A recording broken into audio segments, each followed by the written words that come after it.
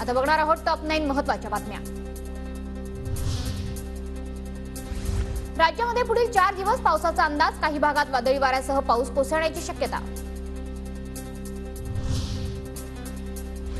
विदर्भात ऐन मे महिन्यामध्ये पावसाचं सावट कायम, आजपासून पुढील 2 दिवस विदर्भात येलो अलर्ट, नागपूर प्रादेशिक हवामान विभागाचा अंदाज। सांगलीतल्या कॅफे शॉपवर येत्या 2 दिवसात कारवाई करा, कारवाई न केल्यास रस्त्यावर उतरून सांगलीत बंद पाळणार, शिवप्रतिष्ठान युवा हिंदुस्थानच्या नितीन चौगुलेंचा इशारा। कोकण किनारपट्टी पुन्हा पर्यटकांनी गजबजली, अलिबाग, गणपतीपुळे, गुहागर, दापोरी, मालगुंडमध्ये गर्दी वाढली, पर्यटनाच्या अंतिम टप्प्यामध्ये पर्यटकांची कोकणाला पसंती।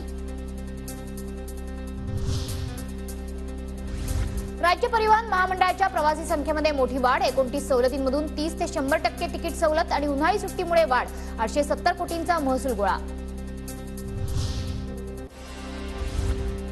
नागपूरच्या कोराडीतील 660 मेगावॅट संच बंद पडल्यानं वीज निर्मिती घटली, 660 मेगावॅट निर्मिती करणारा 8 नंबरचा संच 14 मे पासून बंद।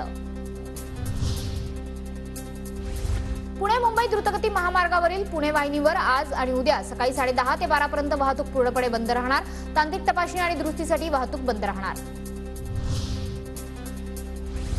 मध्य रेल्वेच्या मुख्य आणि हार्बर मार्गावर देखभाल दुरुस्तीसाठी रविवारी मेगा ब्लॉक, तर पश्चिम रेल्वेवर रविवारी कोणताही ब्लॉक नसणार। एमबीए एमएमएसच्या पदव्युत्तर अभ्यासक्रमांच्या प्रवेशासाठी सीईटीचा निकाल जाहीर, विद्यार्थ्यांना निकाल ऑनलाईन पाहता येणार, उमेदवारांच्या लॉगिनमध्ये गुणपत्रिका उपलब्ध।